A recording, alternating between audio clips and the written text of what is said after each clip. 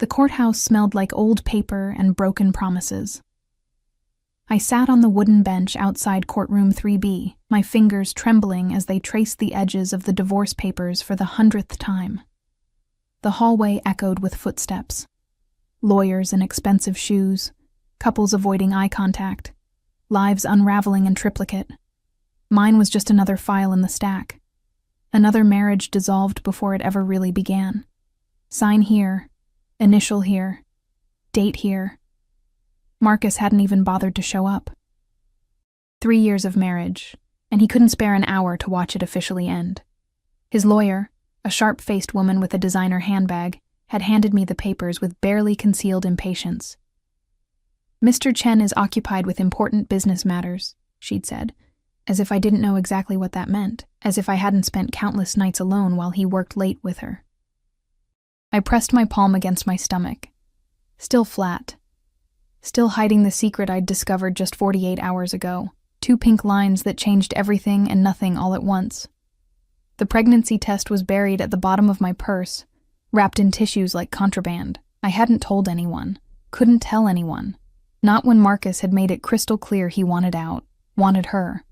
Wanted the life I could never give him. A baby would just be another chain. Another obligation he'd resent. Better to sign. Better to disappear. Better to raise this child alone than watch the father wish we didn't exist. "Ms. Rivers?" The bailiff's voice cut through my thoughts. "They're ready for you." I stood on shaking legs, the papers clutched against my chest like a shield. The fluorescent lights overhead flickered, once, twice, casting strange shadows across the marble floor. Somewhere down the hall, a door slammed. A man's voice, low and commanding, spoke in rapid Italian. I caught fragments. Traditore, pagherà. Traitor. Payment. I didn't speak Italian, but I'd heard enough from the old woman who ran the cafe where I worked. Mrs. Antonelli loved her Sopranos reruns and her whispered gossip about the families that supposedly ran the city's underbelly. The courtroom door opened. The judge's clerk beckoned me inside. I took 3 steps forward and collided with someone, not someone. A wall. A wall of expensive fabric and cold authority that smelled like sandalwood and gunpowder, though later I'd convinced myself I imagined that last part. "I'm so sorry." I stumbled backward, the divorce papers scattering across the floor like autumn leaves. "I wasn't looking, Attenta." The word was soft, dangerous. A warning wrapped in silk. I looked up and up and up into the darkest eyes I'd ever seen. Black coffee. Midnight. The moment before a storm breaks. He was beautiful in the way poisonous things are beautiful. Sharp cheekbones, olive skin, black hair swept back from a face that could have been carved from marble. His suit probably cost more than my yearly rent. Charcoal gray, perfectly tailored, with a subtle sheen that screamed Italian craftsmanship. A silver watch caught the light at his wrist. Expensive, understated, deadly. But it was his stillness that terrified me most. He didn't move like other people, didn't fidget or shift weight, or do any of the 1,000 small movements that make someone human. He simply was, like a predator deciding whether you're worth the hunt. 2 men flanked him, mountains in black suits with earpieces and the kind of alertness that comes from military training or worse. One had his hand inside his jacket, the other was already scanning the hallway, cataloging exits, threats, witnesses. "The papers," the man said, his accent turning the words into something musical and menacing all at once. His gaze dropped to the scattered documents at our feet, and I saw his expression shift. Just a fraction, just enough to notice. "You are divorcing." It wasn't a question. Yes, I dropped to my knees, desperately gathering the papers, not wanting him to see, not wanting anyone to see the proof of my failure written in legal jargon and my husband's careless signature. "I'm sorry. I should have been watching where His hand appeared in my field of vision. Long fingers, a scar across the knuckles, a signet ring with a crest I didn't recognize. "Let me." It was a command dressed as courtesy. He knelt, this man who clearly never knelt for anyone, and began collecting the papers with an efficiency that suggested he'd handled plenty of documents before. Legal ones, binding ones. The kind signed in blood, Our fingers brushed as we both reached for the same page. Lightning. Thunder. Every cliché I'd ever rolled my eyes at in romance novels, except it wasn't romance. It was recognition. The kind that happens when a mouse realizes it's in the presence of a cat. Alessia Rivers, he read from the document, his accent caressing each syllable. And Marcus Chen. Something flickered across his face. Recognition? Anger? It was gone before I could identify it. Your husband has interesting business associates. Ice flooded my veins. I don't know anything about his business. Bean, he stood, offering me the papers with one hand while the other made a subtle gesture to his guards. They melted back 3 steps, close enough to intervene, far enough to offer the illusion of privacy. Better that you don't, Piccola. Better that you sign these papers and forget Marcus Chen ever existed. The way he said my husband's name, soon-to-be ex-husband, made it sound like a curse. I clutched the papers to my chest, very aware of how close he stood, how his presence seemed to fill the hallway, drawing oxygen from the air. The judge is waiting. Is he? Not a question. A statement of utter disinterest in judges or courts or any authority that wasn't him. Behind him, one of his guards murmured something urgent in Italian. The man, I still didn't know his name, wasn't sure I wanted to, dismissed it with a flick of his fingers. You work? He asked me. What? For employment. You work somewhere. My mouth felt dry.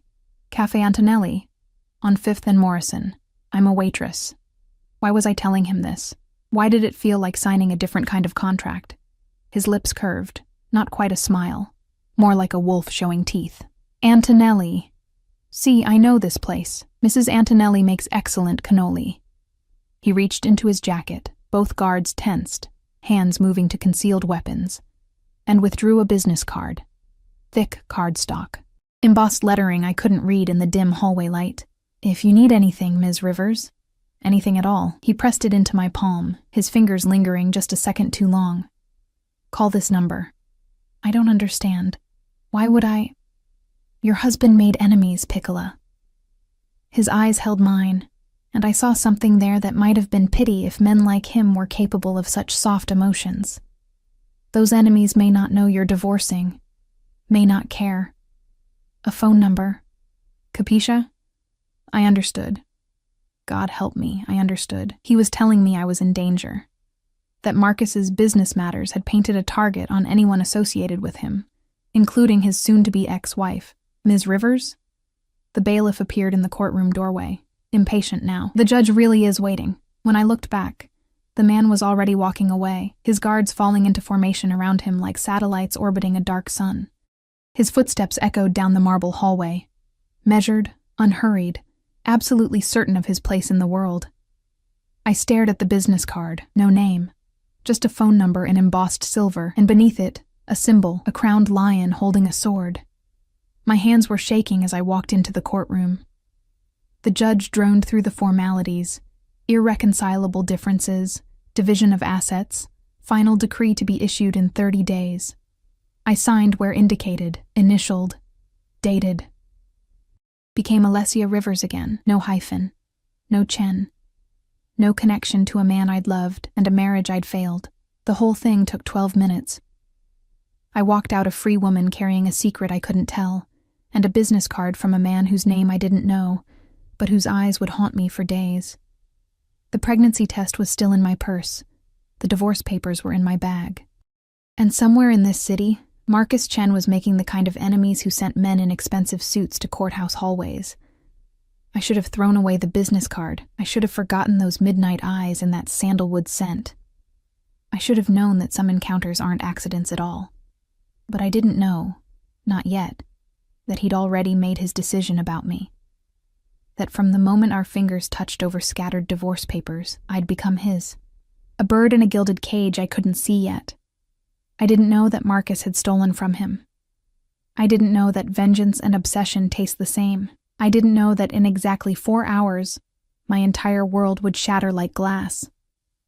All I knew was that the courthouse steps felt too bright after the dim hallway, and the business card in my pocket burned like a brand against my skin. The cafe was unusually quiet for a Thursday afternoon. I tied my apron with mechanical precision, my mind still lingering on the courthouse, on midnight eyes and whispered warnings. Mrs. Antonelli was in the kitchen, singing along to Dean Martin on her ancient radio, the smell of fresh espresso and baking biscotti wrapping around me like a familiar blanket. This place was my sanctuary. Small, worn at the edges, with mismatched chairs and photographs of Sicily covering every available wall space. The kind of neighborhood cafe that survived on loyalty rather than Yelp reviews, where regulars knew each other's orders, and Mrs. Antonelli treated everyone like family. "Bella!" She emerged from the kitchen, flour dusting her gray hair, concern creasing her weathered face. "You look pale. The divorce. It is finished?" "Finished." The word tasted like ash. She crossed herself, muttering something in rapid Italian that probably damned Marcus to several circles of hell. Then she pulled me into a crushing hug that smelled like vanilla and mothballs. "Good. He was no good for you, that one. Too much ambition. Not enough heart. You deserve better, Tesoro." If only she knew about the baby, about the secret growing inside me that made better feel impossible. I pulled away gently. I should start on the tables. Looks like the afternoon rush might actually happen today. Bah, 4 customers is not a rush. But she waved me toward the dining room anyway, returning to her kitchen domain. I was refilling the sugar dispensers when the bell above the door chimed. 3 men entered. Not customers. I knew that immediately, the way prey knows when predators enter the watering hole. They wore cheap suits that didn't quite fit right, their eyes scanning the cafe with the kind of assessment that had nothing to do with menu options. The one in front, bulky, with a scar bisecting his left eyebrow, smiled. It didn't reach his eyes. Alessia Chen? My maiden name was already on the divorce papers, but I hadn't legally changed it back yet. Hearing Chen felt like a noose tightening. Rivers, I corrected, setting down the sugar dispenser with a hand that wanted to shake. "Can I help you?" "Your husband owes our employer money." Scarface moved closer, his companions fanning out to block the door and the kitchen entrance. Professional, practiced. "A lot of money. Ex-husband, as of 2 hours ago." I straightened my spine, channeling a courage I didn't feel. "Whatever Marcus owes has nothing to do with me. See? That's where you're wrong, sweetheart." He leaned against the counter, invading my space with casual menace. "In our business, family is family. Debts pass along bloodlines. And until that divorce is final, really final, not just signed, you're still a Chen. 30 days. The judge had said 30 days until the decree was final. How much?" The words came out steadier than I felt. 300,000. He said it like someone ordering coffee. Plus interest. Plus the insult of him thinking he could steal from us and disappear with his little girlfriend. The room tilted. $300,000. I made maybe $25,000 a year, and that was with good tips. I don't have that kind of money. I work in a cafe. I live in a studio apartment. I drive a car that's held together with prayers and duct tape. Panic was rising now, constricting my throat. "Please, I didn't know anything about this. I didn't." "Boss don't care what you knew." Scarface straightened, and something in his posture shifted from threatening to dangerous. "He cares about getting paid, so here's what's gonna happen. You're gonna come with us, make a phone call to hubby, tell him if he wants to see you alive, he brings the money. Simple." Not simple. Not simple at all, because Marcus wouldn't pay. I knew that with the same certainty I knew the sun would rise. He'd chosen his mistress over me, chosen money over honor, chosen himself over everything else. Why would he suddenly develop a conscience over my kidnapping? "Che cazzo!" Mrs. Antonelli's voice rang out from the kitchen doorway, and I'd never been so terrified to see someone I loved. She held a rolling pin like a weapon, her 4'11" frame radiating absolute fury. "You get out of my cafe. Out, before I call the police." "Mrs. Antonelli, please," I started. Scarface pulled a gun, just like that. Smooth, practiced. The black metal gleaming under the cafe's warm lights. Completely wrong in a place that smelled like cinnamon and coffee. "Put down the pin, Nona. We don't want to hurt anyone. Just need to have a conversation with Mrs. Chen here." Time stretched. I could hear my heartbeat, the drip of the espresso machine, Dean Martin crooning about Amore. Could feel the pregnancy test in my purse behind the counter, the business card in my apron pocket. If you need anything, Ms. Rivers, anything at all. Okay. My voice sounded far away. Okay, I'll come with you. Just don't hurt her. Please. She's just an old woman who makes cannoli. This has nothing to do with her. Alessia, no! Mrs. Antonelli's eyes were wide, terrified. Dio mio, child, don't... It's fine. I untied my apron with shaking hands, the business card transferring to my jeans pocket. I'll talk to them. Clear up the misunderstanding. It'll be fine. It wouldn't be fine. We all knew it. Scarface gestured toward the door with his gun. Smart girl. Let's go. I walked past Mrs. Antonelli, saw tears on her wrinkled cheeks, wanted to hug her one last time but knew they wouldn't let me. Call my sister, I whispered. Tell her I love her. The afternoon sunlight was too bright, too normal. People walked past on the sidewalk. A mother with a stroller, teenagers laughing, a businessman on his phone.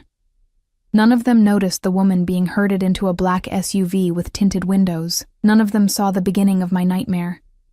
The interior smelled like cigarettes and something chemical I couldn't identify. They zip-tied my wrists, not tight enough to cut circulation, but secure enough to make escape impossible. One man drove. Scarface sat beside me. The third watched out the back window. Where are we going? My voice cracked. Warehouse. Neutral territory. Scarface was texting someone, his thumbs moving rapidly across the screen. Boss wants to handle this personally. Make an example, you know? Can't have people thinking they can steal from the Kozlov organization. Kozlov. Russian mob. Oh God. Marcus had stolen from the Russian mob. He won't pay, I said quietly. You should know that. Marcus won't pay ransom for me. We're divorced. He doesn't care. Then you better hope you're worth something to somebody else. He pocketed his phone, studying me with cold assessment. Pretty girl like you? There's always a market. Arabs pay good money for American girls. Lots of options. Bile rose in my throat. I pressed my bound hands against my stomach. Still flat, still hiding the tiny cluster of cells that would become a person. My child. Marcus's child, whether he knew it or not. I couldn't let them sell me. Couldn't let my baby be born into that horror. The SUV turned into an industrial district, buildings growing more dilapidated with each block. Graffiti-covered brick walls, broken windows gaped like missing teeth. This was where the city rotted, where people disappeared and no one asked questions. We pulled into a warehouse with a rusted metal door. Out. I stumbled from the SUV, my legs weak, my mind racing through impossible escape scenarios. The warehouse was vast and empty, just concrete floors and metal support beams and the echoing drip of water from a leaking roof. A single chair sat in the center, illuminated by a hanging work light. They pushed me toward it. Sit! Don't move. Don't scream. The boss will be here soon. I sat. The metal chair was cold through my jeans. Scarface made a phone call, speaking in rapid Russian. I caught Devushka and Chen, and what might have been an address. Then he hung up, and all three men settled in to wait, smoking cigarettes and watching me like I was livestock. Time became elastic. Could have been 10 minutes or an hour. My wrists ached from the zip ties. The baby. I couldn't stop thinking about the baby, about all the ways this could end badly. The business card felt like it was burning through my pocket. Call this number. But my phone was in my purse, back at the cafe. And even if I had it, how could I call? My hands were tied. I was surrounded. And what would I even say? Hello, mysterious stranger from the courthouse.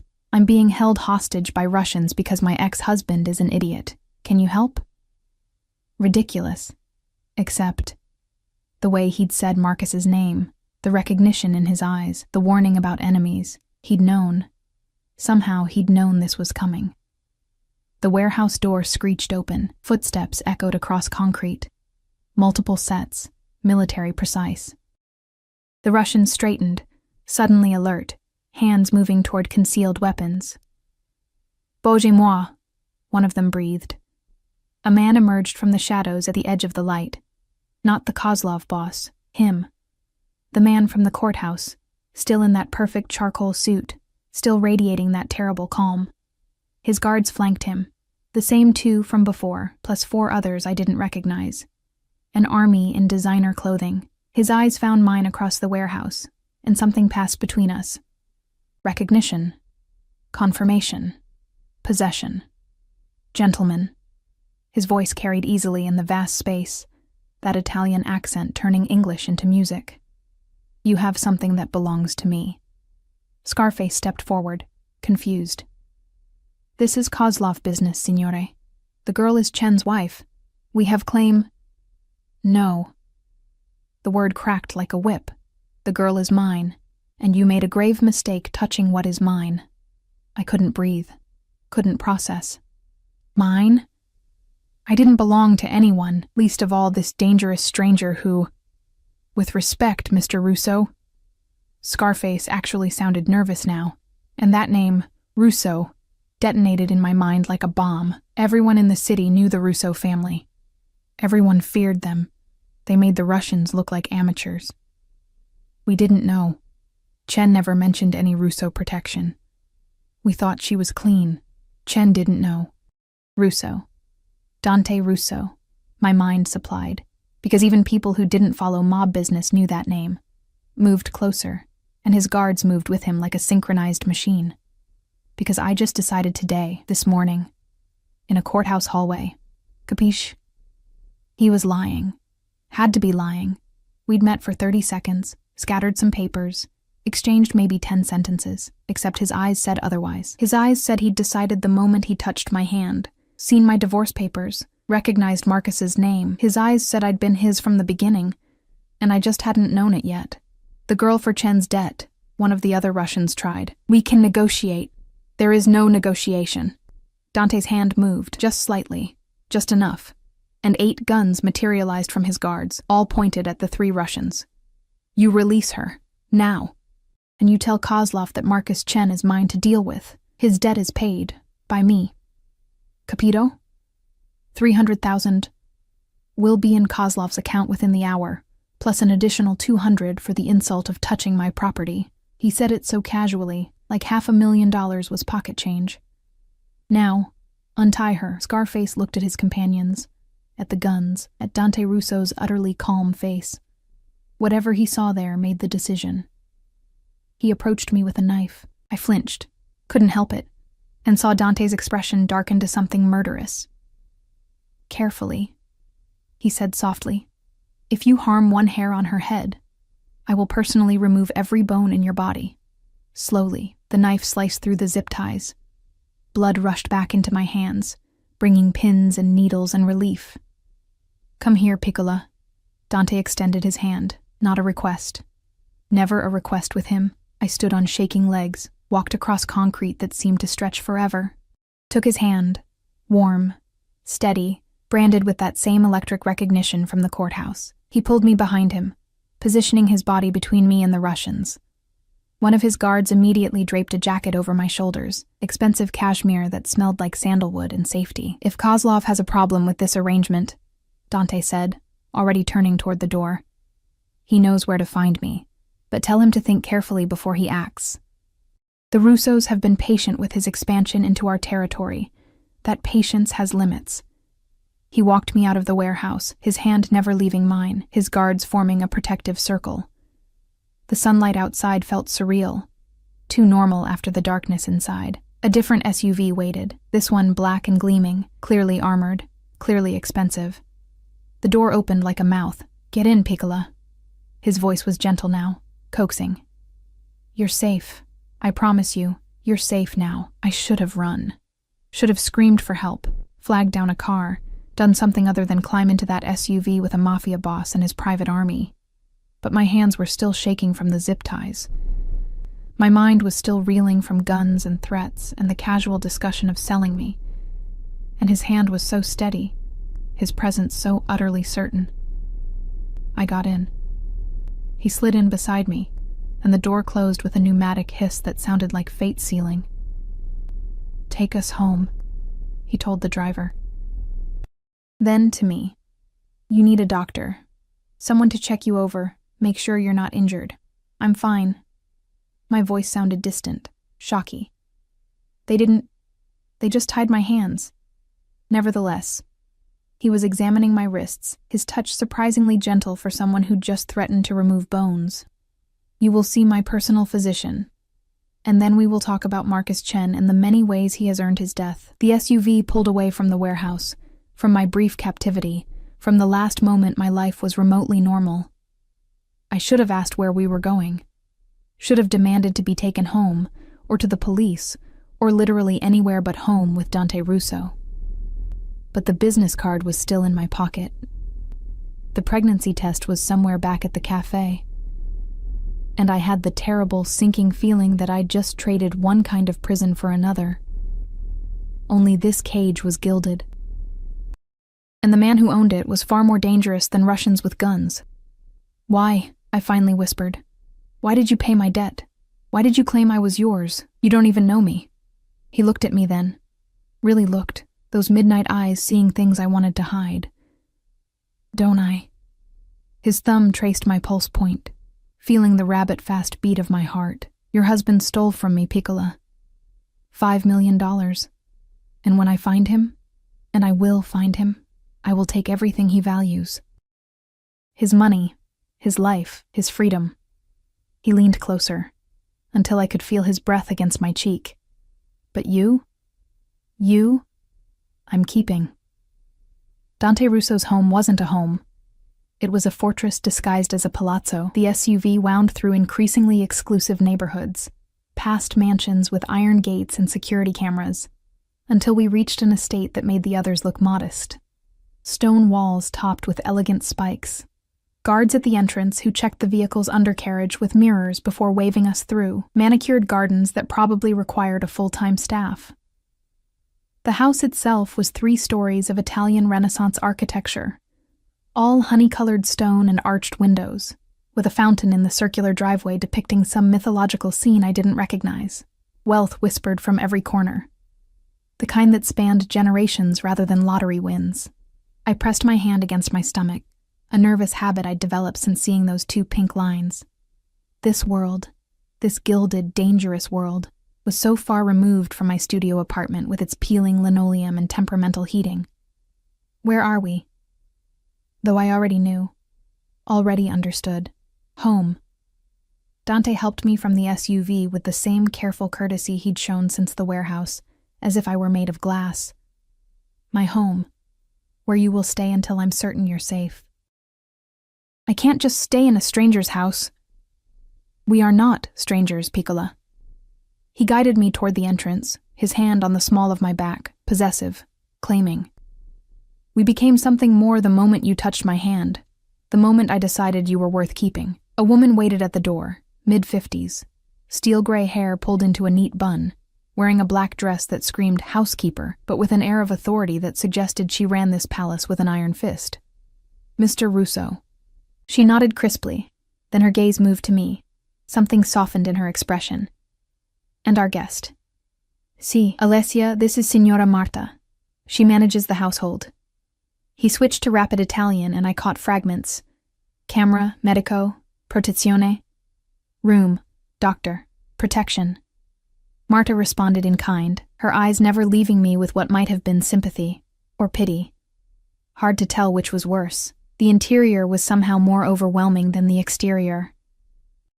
Marble floors covered with Persian rugs, a sweeping staircase with wrought iron railings, oil paintings in gilded frames, actual art, not prints, fresh flowers on tables that probably cost more than my monthly rent. This was power made tangible, legacy written in architecture and heirlooms. The East Wing, I think, Dante was saying, away from business areas and post guards. No one enters without my permission. Of course, signore. Marta gestured toward the staircase. If you'll follow me, signorina, I'll show you to your rooms. Rooms, plural. I looked at Dante, suddenly desperate for some anchor in this surreal situation. What about Marcus? If he finds out I'm here, he won't. Dante's voice carried absolute certainty. And if he did, he would have to go through me. Through my men. Through walls that have stood for 150 years and survived 2 world wars. He touched my cheek. Just briefly. The gesture somehow more intimate than a kiss. You are under my protection now, Piccola. Nothing and no one will harm you. This I swear on my family's name. The Russo name, which apparently meant something, even to Russian mobsters with guns. I followed Marta up the staircase, my legs weak, my mind struggling to process everything that had happened in the past 6 hours. Divorce, courthouse encounter, kidnapping, rescue, and now this. Sanctuary or prison, I couldn't tell which. The east wing was quieter, removed from whatever business Dante conducted in other parts of the house. Marta opened double doors to reveal a suite that belonged in a magazine spread, 4-poster bed with silk sheets, sitting area with a fireplace, French doors opening to a balcony overlooking gardens that stretched toward a distant tree line, an ensuite bathroom with a clawfoot tub and shower that could fit 4 people. Mr. Russo asked that you make yourself comfortable, Marta said, her English accented but clear. There are clothes in the wardrobe, various sizes. We keep them for guests. Toiletries in the bathroom. If you need anything at all, use the phone. She pointed to an antique-looking device on the bedside table. Press 1 for me, 2 for kitchen, 3 for Mr. Russo. Thank you. My voice came out small, lost. She paused in the doorway, studying me with those sharp eyes. He is not a gentleman, our Mr. Russo, but he is honorable in his way. If he says you are protected, you are protected. Capisce? I nodded, not trusting my voice. When she left, I sank onto the bed, so soft I nearly disappeared, and finally let myself shake, really shake. The kind of full-body tremors that come after adrenaline fades and reality sets in. I'd been kidnapped by Russian mobsters because Marcus had stolen money, not just from anyone, but from Dante Russo, $5 million. The number was so absurd it felt fictional. And Dante had paid my ransom, $500,000, just like that. Plus whatever he'd owed the Russians. For me, a waitress he'd met once in a courthouse hallway. You are mine. The words echoed in my head, terrifying and thrilling in equal measure. I pulled out my phone. They'd given me my purse back at some point, though I barely remembered, and saw 17 missed calls, Mrs. Antonelli, my sister Emma, 2 unknown numbers that might have been Marcus, or might have been more threats. I called Emma first. Alessia. She nearly screamed it. Oh my God, where are you? Mrs. Antonelli called hysterical, said men took you, said she tried to stop them, but they had guns. Are you okay? Are you hurt? I'm calling the police right now. Em, slow down. I pressed my fingers to my temple, fighting back tears. I'm okay. I'm safe. I'm somewhere safe. Where? I'm coming to get you. No, too sharp. I softened my tone. No, you can't. It's complicated. Marcus, he got involved with dangerous people, owed them money. They thought I could help them get it, that bastard. Emma's voice turned vicious. I never liked him. Never. And now he's putting you in danger? I'm going to kill him myself. The debt's been paid. Someone paid it for me. I'm staying with him until everything calms down. Not quite a lie. Not quite the truth. Him who? Alessia, you're not making sense. How could I explain Dante Russo to my sister, the kindergarten teacher who thought jaywalking was edgy, who'd never even gotten a speeding ticket? A family friend, the lie tasted wrong, of the Antonellis. He has connections. He's making sure I'm safe while Marcus is dealt with. Dealt with how? I don't know, and I don't want to know. That, at least, was true.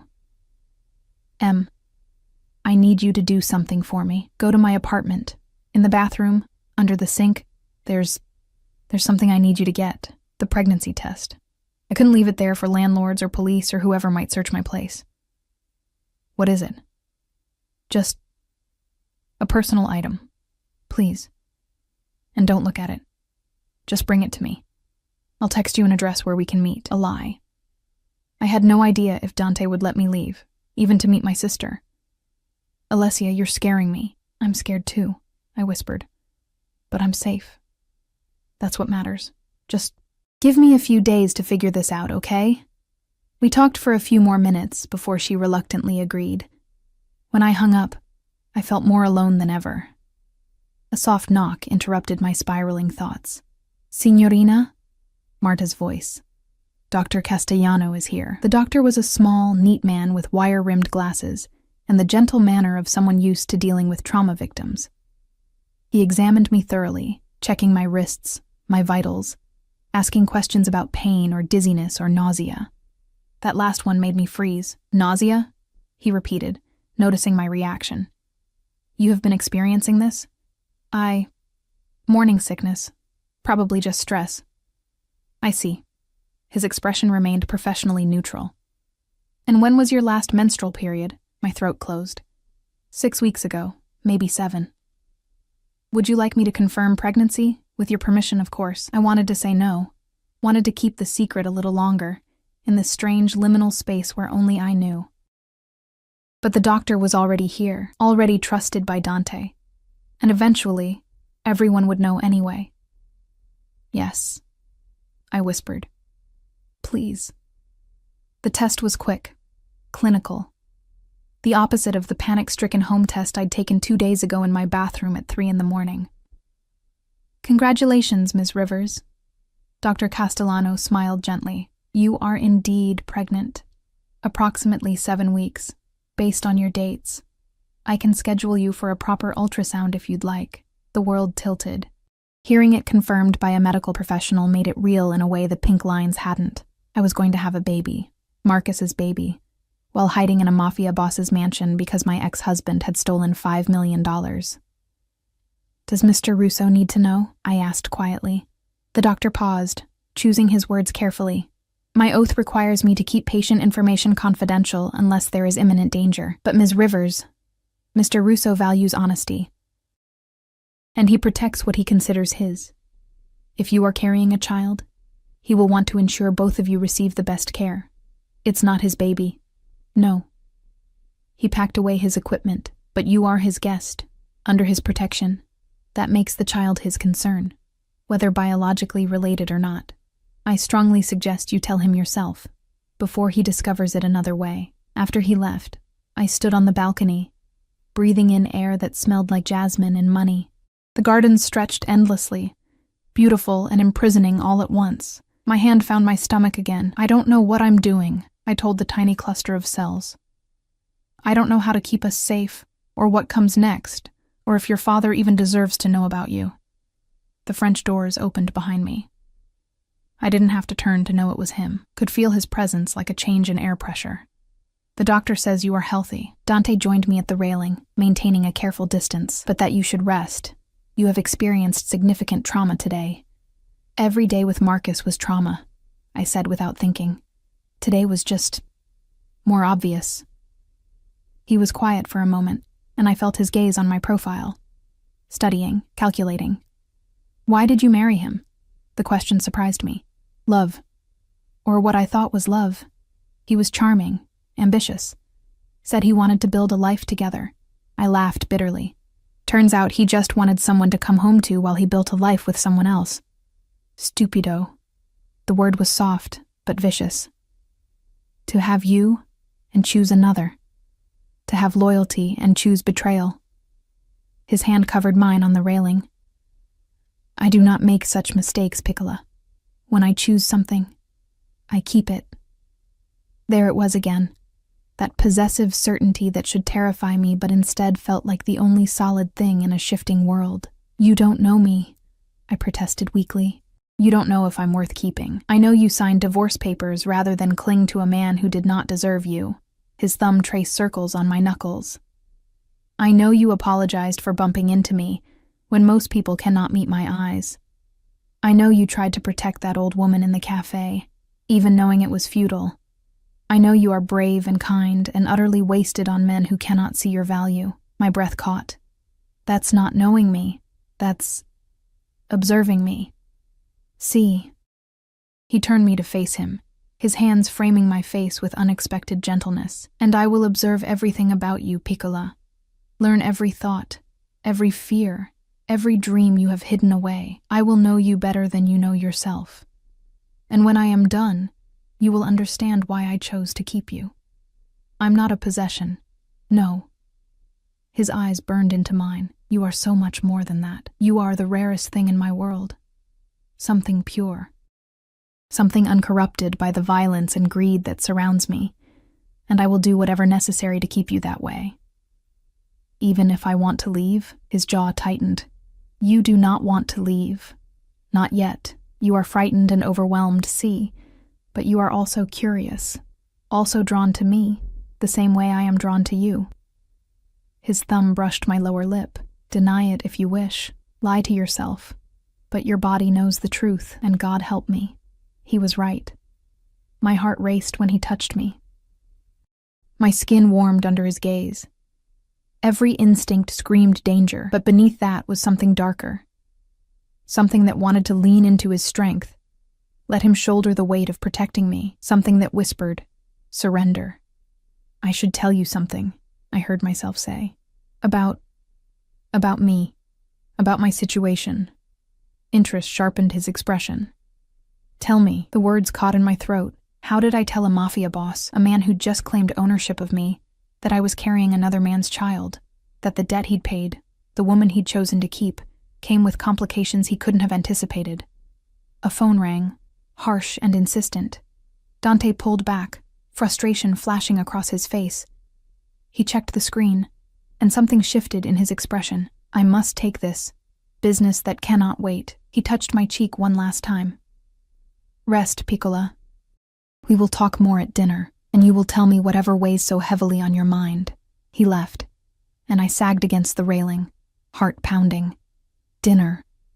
I had until dinner to figure out how to tell Dante Russo I was pregnant with my ex-husband's baby, the man who'd stolen $5 million from him, the man Dante had promised to destroy.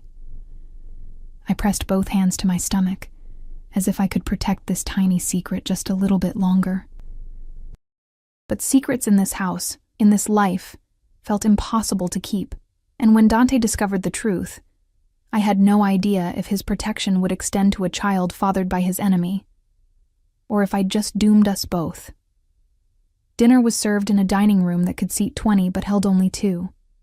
Marta had delivered a dress to my room an hour before, deep emerald silk that fit perfectly, though I had no idea how they'd guessed my size. It draped elegantly, cinched at the waist, and made me look like someone who belonged in this world of crystal chandeliers and ancestral portraits. I didn't belong. The dress was just another beautiful lie. Dante was already seated when I entered, though he stood immediately. Old-world manners from a man who'd threatened to remove someone's bones that afternoon. He'd changed into a black shirt, no tie, the top buttons undone to reveal a glimpse of olive skin and what looked like the edge of a tattoo. "Bellissima." His eyes traveled over me with an intensity that made my skin flush. "The dress suits you. It's beautiful. Thank you." I took the seat he held out, hyper-aware of his proximity as he pushed it in. "Though I'm not sure why you have women's clothing in various sizes just lying around." A slight smile. "My mother visits occasionally, my sister. Sometimes business associates bring wives or daughters who need accommodations." He returned to his seat. "And sometimes I rescue women from warehouses and discover I am unprepared for their arrival." Marta appeared with the first course, some kind of soup that smelled divine. Then she vanished like smoke, leaving us alone in the vast room. "This is too much," I said quietly. "The room, the clothes, the doctor, paying my debt. I can't repay you. I work in a cafe. I'll never have that kind of money. I do not want your money, Piccola." He tasted the soup, watching me over the spoon. "Eat. You are too pale." "Then what do you want?" The question came out more forcefully than intended. "You keep saying I'm yours, that you're keeping me, but you haven't explained why. What does that even mean?" He set down his spoon with careful precision. "It means you stay here, under my protection, until Marcus is found and dealt with. It means you do not work at that cafe, where any enemy could find you. It means you accept my guards, my security, my attention, and in return, I ensure your safety. That sounds like a very one-sided arrangement. See, no apology in his voice. It is. Because I am a selfish man who takes what he wants and justifies it however necessary. I wanted you from the moment you touched my hand, Piccola. Everything after that was merely logistics. The honesty was startling. Most men dressed up their possessiveness in pretty words: love, protection, concern. Dante simply stated it as fact. And what I want doesn't matter?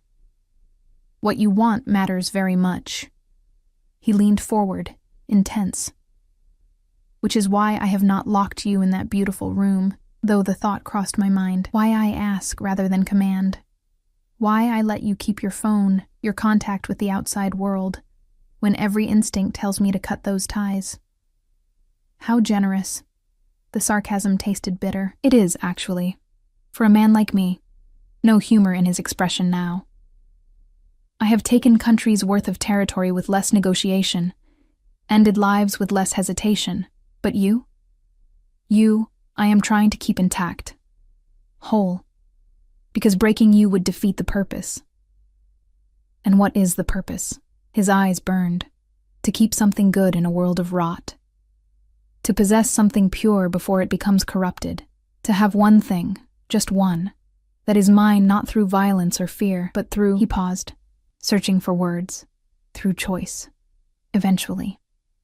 You think I'll choose this? Choose you? I know you will. Absolute certainty. Because I am patient. Because I will show you that safety with me is better than freedom in a world where men like Marcus exist. Where Russian mobsters tie your wrists and discuss selling you like livestock. His voice dropped to something dangerous. Tell me, Piccola, did you feel safe in your studio apartment? In that cafe? Walking alone at night, knowing your ex-husband made enemies who might come for you? I wanted to lie. Wanted to say yes. I'd felt perfectly safe, needed no one. But my hand had already moved to my stomach. That unconscious protective gesture I couldn't seem to stop. His gaze followed the movement, sharpened. You are hurt? The doctor said. I'm fine. I pulled my hand away too quickly. Just nervous habit. You do it often. Touch your stomach. He was studying me now with that predator's focus. When you are stressed or frightened, I noticed in the warehouse, in the car. Just now, when I asked if you felt safe. My heart hammered. I told you it's just a habit. Piccola. He set down his wine glass. I have built an empire on reading people, on seeing what they do not say, and you are hiding something, not a question. A statement. This was it. The moment I'd been dreading since Dr. Castellano confirmed what I already knew. I could lie. Could deflect. Could keep this secret buried a little longer. But Dante was right. He would find out eventually, and finding out I'd lied would be so much worse than hearing the truth now. I'm pregnant. The words fell between us like stones. 7 weeks. It's Marcus's. And before you ask, no, he doesn't know. No one knows except the doctor and now you. Silence stretched. The kind of terrible, heavy silence that precedes storms. Dante's expression had gone completely blank. Not angry, not disgusted, just empty. The mask he probably wore when ordering executions or conducting business that required emotional distance. Pregnant. He repeated the word like he was testing its weight. With Chen's child. Yes. My hands clenched in my lap. I found out 2 days ago. Took the test the night before I signed the divorce papers. I was going to tell him, but then I realized— My voice cracked. He was leaving anyway.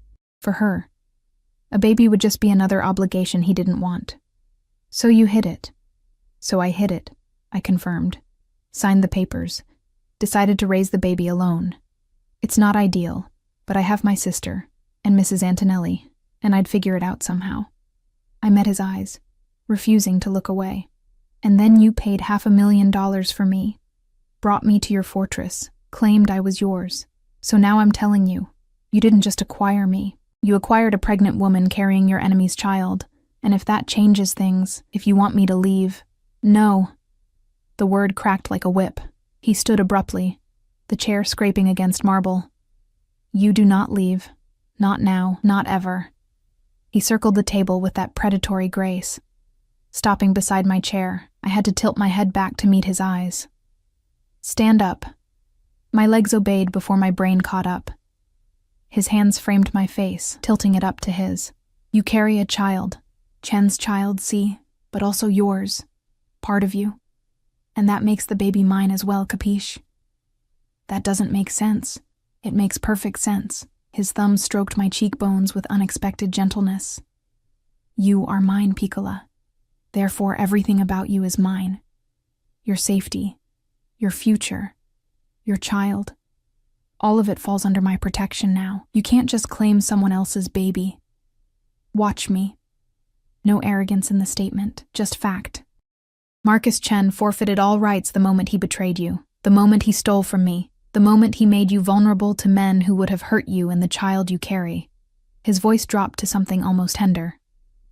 "He does not deserve to know about this baby, does not deserve the gift of your love, your loyalty, your body creating life." Tears burned my eyes. "I'm terrified," I whispered. "I don't know how to be a mother. Don't know if I can do this alone." "You are not alone." He pulled me against his chest, one hand cradling the back of my head, the other splaying across my lower back. "Never again, Piccola. You have me now. My resources, my protection, my family. I shouldn't have felt safe, shouldn't have relaxed into the embrace of a man who'd bought my freedom like it was nothing, who spoke of ownership and possession without apology. But God help me. I did feel safe. For the first time since seeing those pink lines, since signing those divorce papers, since Marcus had chosen her over me, I felt like maybe, just maybe, everything would be okay. "What about Marcus?" I asked into his shirt. "When you find him, he will pay for what he stole, what he did to you. But the baby..." Dante pulled back enough to meet my eyes. "The child is innocent, blameless, and will be raised as mine if you allow it." My breath caught. "Yours?" "See." No hesitation. "Let Chen rot in whatever hole I bury him in. Let him die never knowing he fathered a child. This baby will have my name, my protection, my legacy. Will grow up knowing a father who chose them, rather than one who abandoned them." It was insane. Completely, utterly insane. And also the most romantic thing anyone had ever said to me. "You don't have to do that," I managed. That's too much." "I do what I want, Piccola, and I want this. Want you. Want the family you will build with me, whether biology agrees or not." His hand moved to my stomach, covering where mine had been earlier. "This child will be a Russo, mine in every way that matters. We barely know each other. Then we will learn." He guided me back to my chair, but instead of returning to his seat, he knelt beside me. Actually knelt. This powerful man who probably hadn't knelt for anyone since he was a child. "I am not a good man, Alessia. I have done terrible things. Will do more terrible things before I die. But I swear to you, on my family's name, on my mother's grave, I will be good to you, to this child. You will want for nothing, fear nothing.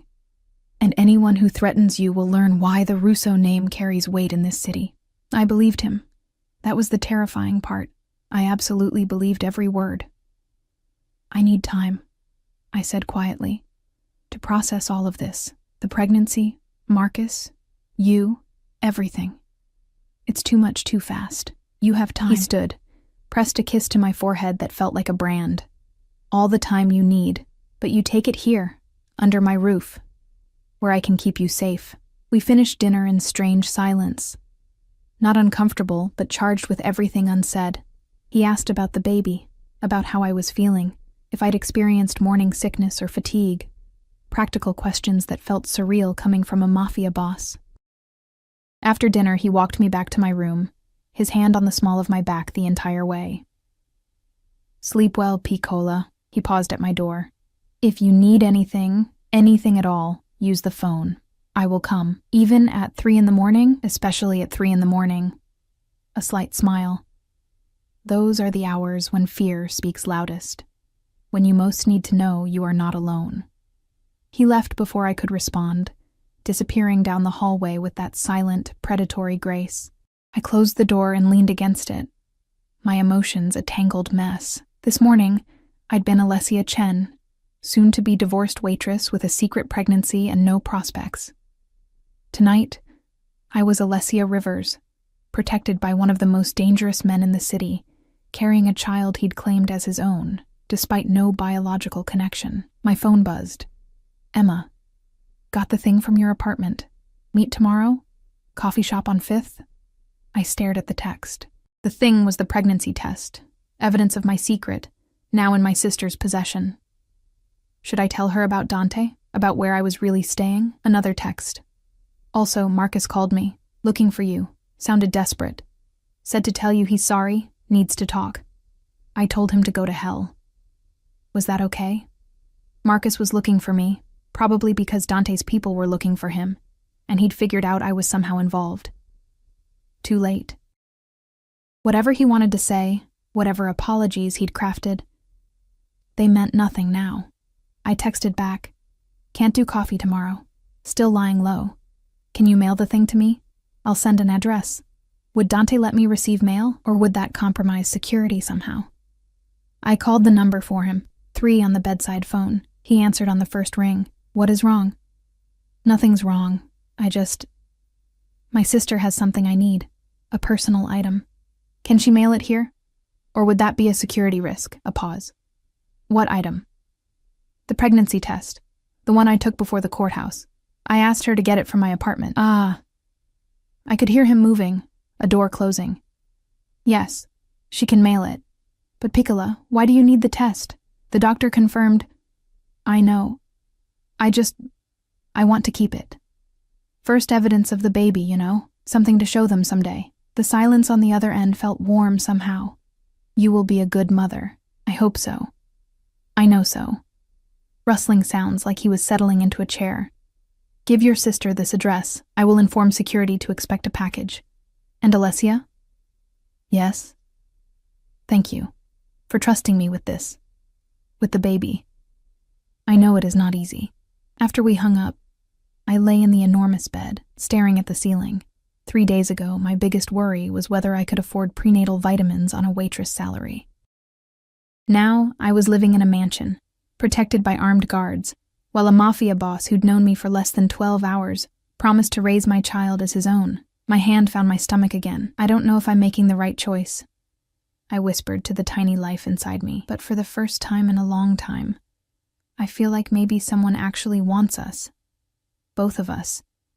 And that has to count for something. Outside, I heard footsteps in the hallway, guards on patrol, keeping watch through the night. Inside, I felt the first flutter of something that might have been hope, or might have been the beginning of falling for a man as dangerous as he was devoted. Either way, there was no going back now. 3 weeks passed in a strange dream. The mansion became familiar, its routines, its rhythms, the quiet efficiency of Marta and her staff. I learned which hallways led to Dante's office, off limits unless invited, which gardens were safest for morning walks, the East Garden, always with 2 guards trailing discreetly, which meals Dante would actually stop working to attend, dinner always, no matter what crisis demanded his attention. I learned the sound of his footsteps, could distinguish them from his guards, learned the particular quality of silence that meant he was thinking, versus the silence that meant he was dangerous. Learned that he drank espresso black, hated mornings, and had a scar across his ribs from a knife fight when he was 17. And he learned me with the same focused intensity he probably applied to hostile takeovers. He knew I liked my coffee with too much cream, that I woke at 3 a.m. with anxiety spiraling, and he'd appear at my door within minutes. Never asked how he knew, just settled into the armchair by my bed and talked until sleep found me again. That I craved citrus and ginger tea, couldn't stand the smell of red meat anymore, and cried at insurance commercials, because the hormones were making me insane. It's normal, Dr. Castellano assured me during my second visit. He came to the house now, another thing Dante had arranged without asking. First trimester emotions are intense, and given your circumstances, some anxiety is expected. My circumstances. Divorced, pregnant, living with a mafia boss while my ex-husband had vanished into whatever hole desperate thieves hide in. Emma had visited twice, escorted by Dante's men to ensure she wasn't followed. She'd been predictably horrified by the mansion, the guards, the entire situation. "Alessia, this is insane," she'd hissed during her first visit, in the garden where we could speak privately. "You're living with a mobster, an actual criminal. What are you thinking?" "I'm thinking he's kept me safer than Marcus ever did," I'd replied quietly. "I'm thinking when I told him about the baby, he didn't run, didn't make excuses, just accepted it, claimed it as his. It's not his baby. I know."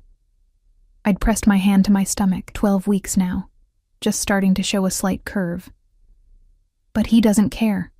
Says the baby is mine, therefore his. And when was the last time someone chose me? Really chose me, knowing all my messy complications?" She'd softened then, seeing something in my face that made her hug me fiercely. "Just be careful. Please. Men like that, they're dangerous." "I know," I'd whispered into her shoulder, "but so is being alone." Now, 3 weeks in, I was getting ready for something Dante called family dinner. His mother and sister were visiting from New York, wanted to meet me. The woman he'd claimed so publicly that apparently the entire East Coast underworld knew about it. "You do not have to do this," Dante said, watching me pace his office in the black dress Marta had selected. Simple, elegant, appropriate for meeting the family of a man I wasn't actually dating. "I can make excuses. No." I stopped pacing. "If I'm staying here, if we're doing this, whatever this is, I should meet your family. This," he said carefully, "is you under my protection. You do not owe my mother dinner conversation."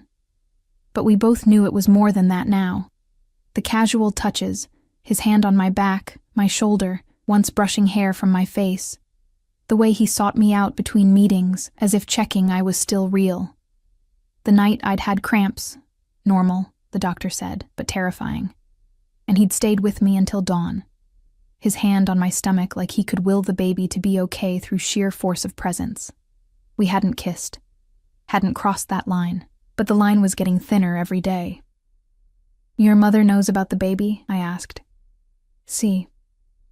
He stood from his desk, crossing to where I'd stopped by the window. "I do not keep secrets from my family. She knows you are pregnant with another man's child. Knows I have claimed you both anyway. And she's okay with that?" A slight smile. "She thinks I am insane, but she also thinks any woman who can make me this unsettled deserves a chance. I make you unsettled? Terribilmente." He touched my face, that gesture becoming familiar now. "You undo me, Piccola. Make me want things I thought I had no use for. Family, permanence, a child's laughter in halls that have only known business and blood." My breath caught. "Dante, I know you are not ready to hear this. Not ready to accept what is happening between us." His thumb traced my lower lip, "But I am a patient man when it matters. And you, Alessia, you matter more than anything." The dinner bell rang. Marta's way of announcing guests had arrived. Dante offered his arm. "Ready to meet the infamous Isabella Russo?" "No," I admitted, "but let's do it anyway." Isabella Russo was 70, silver-haired, and absolutely terrifying. She swept into the dining room like a queen inspecting her domain, sharp eyes taking in everything. The table settings, the flowers, me standing beside her son with his hand possessively on my lower back. "Mama." Dante kissed both her cheeks, genuine warmth in his voice. "You look well." "I look old." She swatted him affectionately, then turned those dark eyes, so like her son's, on me. "And you are the girl who has my son acting like a lovesick fool." I'm Alessia." I extended my hand, which she ignored in favor of pulling me into a hug that smelled like lavender and power. "You are too skinny," she declared, stepping back to examine me. "And too pale." "Dante, is she eating? She should be eating more, especially now." "She eats, Mama. The pregnancy makes her nauseous. Bah, ginger tea, crackers, small meals throughout the day." Isabella took my arm, steering me toward the table. When I carried Dante, I could not stand the smell of garlic for months. Months. His father thought I had lost my mind. Dante's sister, Gianna, was younger. mid-30s, with her brother's sharp intelligence but a warmer demeanor. She hugged me carefully, like I might break. "Don't let Mama intimidate you," she whispered. "She acts tough, but she's already planning the nursery." Dinner was surreal. Isabella asked pointed questions about my family, my education, my plans for the baby. Not cruel questions, but the kind a mother asks when vetting a potential daughter-in-law, which I wasn't. Couldn't be. "Could I? Your ex-husband," Isabella said over the third course. "He has not been found?" Dante's expression darkened. "Not yet. But he will be. And when he is, he pays for what he stole, what he did." Dante's hand found mine under the table, squeezed. "But Alessia and the baby remain protected. That does not change."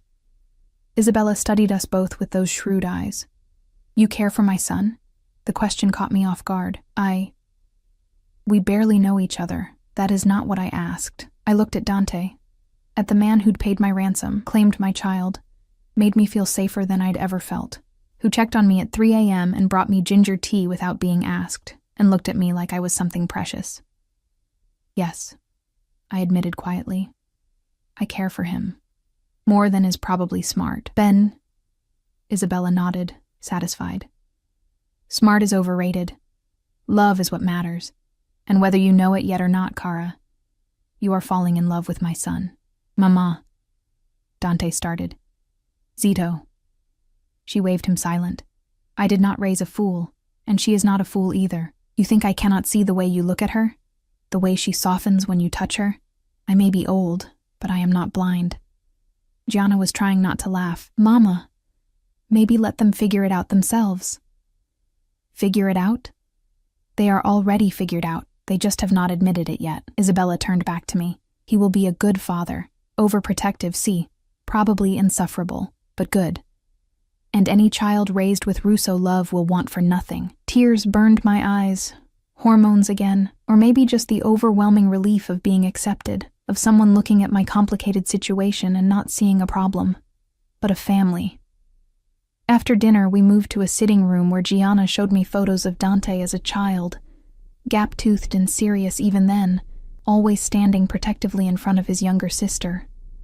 "He has always been this way," Gianna said softly, "protective to the point of obsession.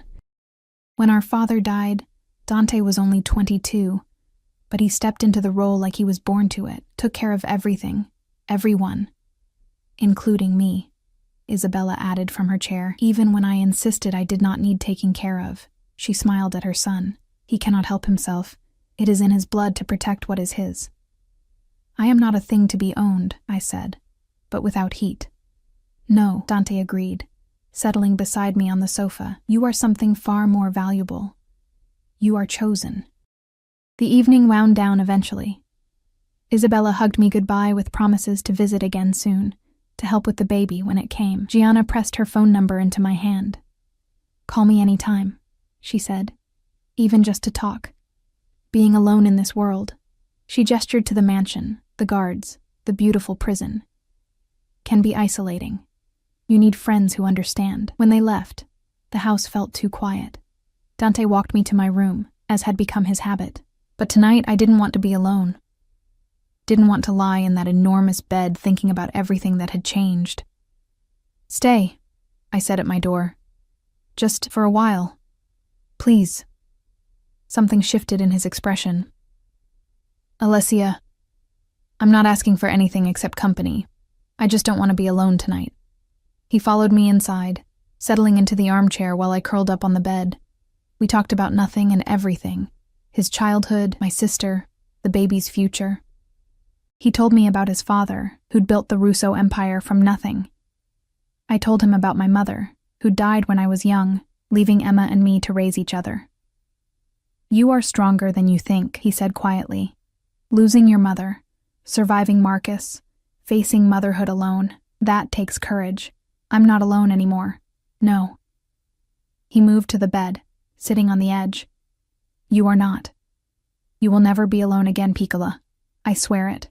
The words hung between us, heavy with promise. I reached for his hand, threading our fingers together. "Your mother thinks I'm falling in love with you." My mother is very wise and presumptuous, but I couldn't deny it. Couldn't pretend I hadn't been falling for weeks now. Slowly, inevitably, like water finding its level. This is crazy. We've known each other less than a month. Time is irrelevant. His free hand cupped my face. I knew the moment I saw you in that courthouse. Knew you were meant to be mine. That's not how the world works. It is how my world works. He leaned closer, until I could see flecks of gold in those dark eyes. I take what I want, Alicia, and I have wanted you from the beginning. But I will not take this. His thumb brushed my lips, until you give it freely, until you admit what we both know is true. My heart hammered. And what is that? That you are mine.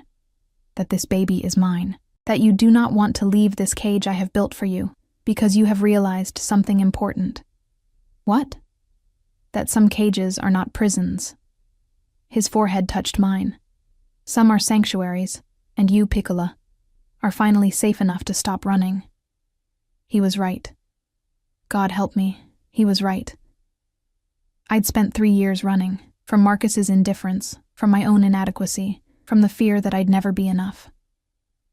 And then I'd planned to run further, to raise a baby alone, to pretend I didn't need anyone, to be strong through sheer stubbornness. But here, in this beautiful cage with this dangerous man, I could finally stop, could finally admit I needed someone, that I wanted to be chosen, protected, loved. Kiss me, I whispered. His eyes darkened. Are you certain? I'm terrified, but yes, I'm certain. The kiss was nothing like I expected. Gentle at first, reverent almost, like I was something holy. His lips moved against mine with practiced skill, coaxing rather than demanding, giving me every opportunity to pull away. I didn't pull away. I leaned in, my hands fisting in his shirt, and kissed him back with all the fear and hope and desperate longing I'd been holding inside. He groaned, deepening the kiss, one hand cradling my head while the other splayed across my lower back, drawing me closer, careful of the baby, always so careful. When we finally broke apart, both breathing hard, his eyes burned with possession and something softer. Ti amo, he whispered against my lips. From the moment I saw you, Piccola, I love you. That's impossible. Nothing is impossible when you want it badly enough. He kissed my forehead, my cheeks, my nose, and I want you. This child. The family we will build. Everything. I'm still scared, I admitted. Ben, fear keeps you smart. He pulled me against his chest, and I could hear his heartbeat, steady, strong, alive. But fear with me is different than fear alone. Here, you can be afraid and still be safe, can be vulnerable and still be protected. Capiche? I understood. Finally, I understood. This wasn't about possession or control or the darker things people whispered about men like Dante Russo. This was about a man who'd looked at a broken woman in a courthouse hallway and decided she was worth keeping, worth fighting for, worth loving, complications and all. What about Marcus? I asked. When you find him? He will face justice, my justice. Dante's voice hardened. But you do not need to know the details. Do not need to carry that weight. Will you kill him? A pause. Would it bother you if I did? I thought about Marcus. About 3 years of being invisible, unwanted, second choice. About the baby growing inside me that he'd never know existed. No, I said honestly. He stopped being my concern the moment he chose someone else. Good. Dante kissed my hair. Because he signed his death warrant the moment he put you in danger. Made you vulnerable. And I do not forgive such things. We stayed like that for hours. Talking, kissing, planning a future that seemed impossible but felt inevitable. He told me about the nursery being prepared, the best schools in the city, the trust fund he'd already established for the baby. I told him about my fears, that I'd be a terrible mother, that the baby would somehow sense it wasn't really his, that this happiness was too fragile to last. Nothing is certain in this life, Piccola, he said, as dawn crept through the windows, but I can promise you this, I will protect you, provide for you, love you and this child with everything I have. and anyone who threatens that will learn why the Russo name is feared. 2 months later, Marcus Chen's body was found in the river. The news reported it as a mob hit. Debts unpaid, loyalty betrayed. The usual narrative when criminals turned on each other. The investigation would go nowhere, because investigations involving the Russo family always went nowhere. I felt nothing when I heard, no grief, no satisfaction. Just a distant sense of closure. The man who'd fathered my child was gone. And the man who'd chosen to raise my child sat beside me on the couch, his hand on my visible baby bump, talking softly to someone he'd never biologically created but already loved completely. "Your mama is scared," he told my stomach. "Worried about labor, about whether she will be good enough, stupid of fears, because she is already the best mother. Do you know how I know?" "How?" I asked, smiling despite myself. "Because she chose to keep you, even when it would have been easier to end things. Even when she had no support, no resources, no future secured, she chose you. And that, Piccolo, is the purest form of love." The baby kicked. First time I'd felt it clearly, and Dante's face transformed into something like wonder. "Dio mio. Did you feel that?" "Yes." I placed my hand over his. "That's your baby, Dante." Saying hello to their father, he kissed me then, soft and deep and full of promise. "Our baby," he corrected. "Ours, now and always." 6 months after that courthouse encounter, I stood in a nursery painted soft yellow, watching Dante rock our daughter to sleep. Sofia Isabella Russo had arrived 3 weeks early, screaming her displeasure at the world with impressive lung power.